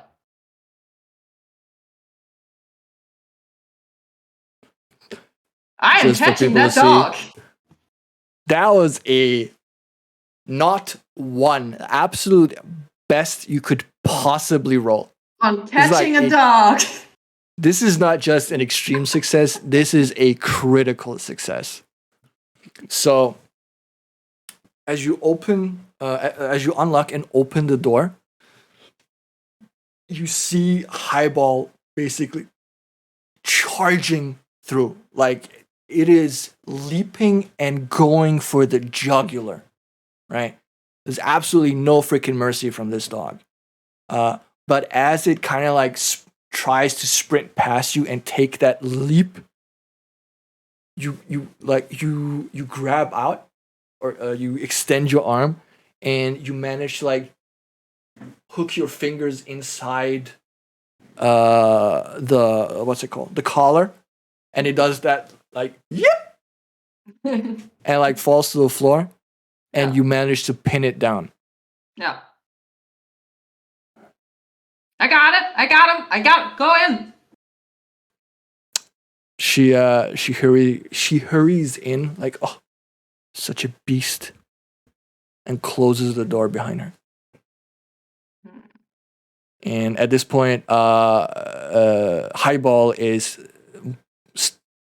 still barking, trying to like shift its body towards Hattie as she passed him by. It's gonna be okay. Highball, calm down. Remember me? I fed you earlier. We're friends. It does that thing after a supposed threat is gone, where it licks its nose and it calms down, but it's still kind of like you can feel the tension in this dog. Yeah.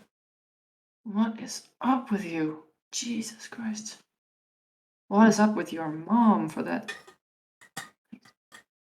I will at this point let you roll a idea check. Sorry, that's intelligence check. Because I kind of think your mom is possessed. I will spend the 1 point to make it a success. You will spend the 1 point to make it a success. Yes. And it is a very good thing you do, because this is probably the last roll you'll be making. You start putting 2 and 2 together. And it kind of dawns on you. This entire thing with Hattie being part of these witchcraft meetings, her sudden headaches, Mystic, what was her name? Mordor, that was not it. Maureen. Marie? Yeah. AKA Ellen. Her sudden interest in her, the journal entry, the diary entry with that, how Hattie felt that this mystic was staring at her and kind of like looking into her head, reading her mind, and her immediate headaches after. How when you got her from the roof, she had stabbed Ellen, something you'd never like imagine her doing. How on the way back, in the car, Hattie basically admitted to being infatuated with you. Something you've never known Hattie to do. I mean, you were friends, you were close friends, but you were not that kind of close friends. And also Highball's sudden turn of character, like he'd never been aggressive before. Okay, granted, at the crime scene where he essentially just saw his master being killed, but like this, never. No. And as you start putting together all these little pieces of a puzzle, you begin to wonder, is Hattie still Hattie? Or has Ellen somehow succeeded in whatever the hell she was trying to do with getting into Hattie's head? Oh fuck. Oh fuck. Oh fuck. And as you oh no start having these thoughts, you become pretty sure that, yeah, she has. Hattie's no longer Hattie. She said Hattie's in her Ellen. note. Yeah, she said in her note that I wouldn't be able to recognize her. Right. You may not be no longer be able to recognize me as the woman I was. Oh god, that fucking means Hattie is dead. Yes. No. And you realize that with that, Hattie's now lost to you forever. The end. Yeah. Can I go kick her ass? I have a dagger. So Can I let Highball at her? Actually, if you hadn't caught Highball the way you did, he would have jumped Hattie and tried to kill her. When I said it's going straight from the jugular, I was being very literal. I'm serious. Damn it! Fuck! So yeah. You've unlocked the bad ending called Unhappily Ever After. No. It's pretty good, right? No. Well, that was fun anyway. Jesus Christ. Aw, damn. Yeah. The thing is, there are very few ways of actually successfully getting a happy ending in this one shot. But there are very many ways of getting a bad one. Yeah. This is one of the more extremes, though, and it basically came down to two things. It comes down to how many people you go around interrogating, how many extra locations you go to, and basically whatever the fuck I roll. Because the more places you go to, the higher the likelihood of something happening, but it's not guaranteed. Yeah. And I rolled 18, so you got fucked. I'm sorry. It's okay. Oh God, Jesus Christ. Yeah, similar to saying happy endings are rare in the system anyway. Yeah, exactly. They are extremely rare. They're not impossible by any means, and it really depends on what version of the game you're playing. We're playing 7th edition, where it's very common to just go insane and or die. In Pulp, Call of Cthulhu, happy endings are more frequent. Part of me at the end there was like, this woman is clearly possessed or something. And still, part of me that was within the the character of Lucy was like, yeah, I'll go in with her. That's gonna be fine. Of course, why not? We're best friends. We're best friends. If she wants to grab my thigh, I can live with that. Just the maybe not while driving though. Maybe not while driving though. Maybe not while driving back from the murder you just committed, you crazy ass woman. Yeah, exactly. So yeah, for those tuning in, the plan for Ellen is just as you correctly suspected at the end and pointed out yourself from the letter. In the background that FiveFound mentioned, Ellen was infatuated with Lucy. Lucy declined. Ellen got pissed, didn't want to talk with either of them anymore, and then got adopted and moved away. But ever since then, she kept sending letters because she was still in love with Lucy, Yeah. and she blamed Hattie personally because she thought Lucy was in love with Hattie, and that's why she got rejected. Well, So- in my version of this story, she would be correct. And what better way to win your crush's affection than by becoming the one that they like, right? Exactly. Makes That's the lesson of fucking- this story. Makes perfect sense. Yeah. If your crush don't like you, become someone else. Yes. All right. Overtake their skin through witchcraft. Yes. Which is exactly what happened. I am gonna show you and everyone else a photo of something that happened just before Lucy, as in a few minutes before Lucy made it to the roof. There we go. Had you brought Highball, he would actually have been able to guide you part of the way at the end, because he would have gotten the scent of his owner. But there is a very.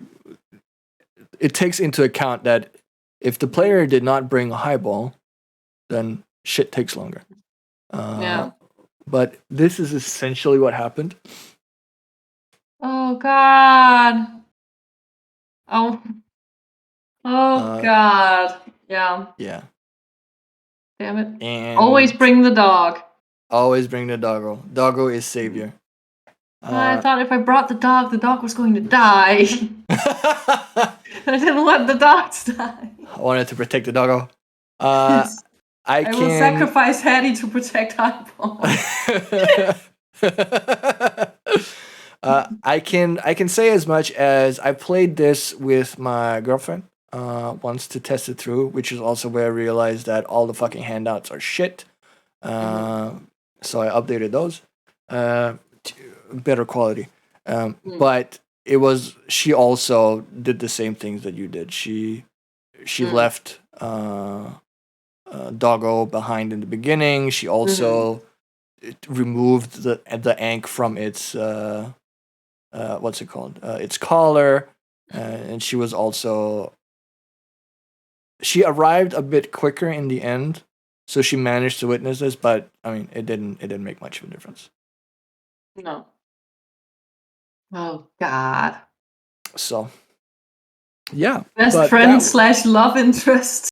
Doggo is more important than yes. Yeah, that escalated quickly. It did. There was some light fondling in a car. Yes. Some fan service for all you perverts out there. Exactly. We do love to service the perverts.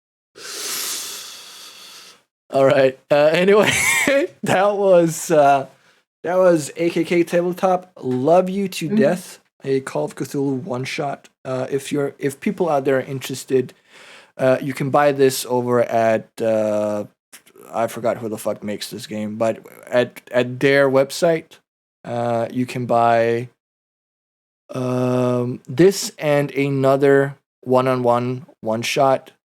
They come as a bundled pack in a collected story called "Does Love Forgive?"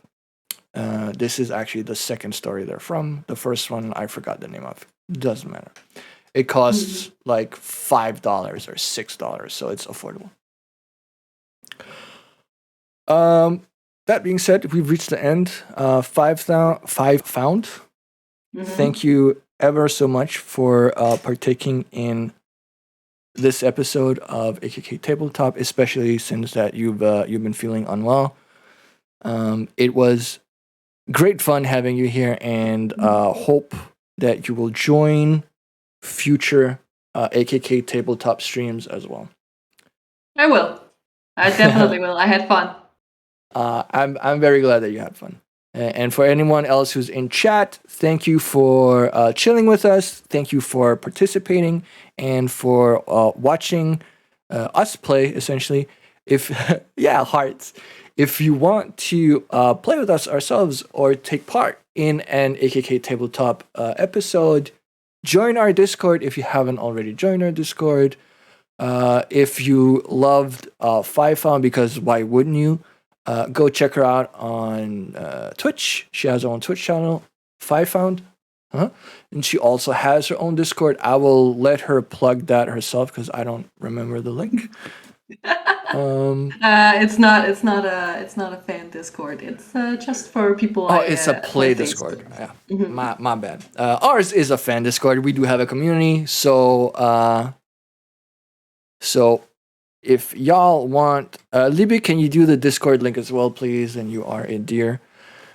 Join it if you're not already on it. Play with us when you want, when we stream. We are gonna have a Starfinder Part 2 tabletop at the end of this month. I forgot when the hell it was. Let's just say the 26th.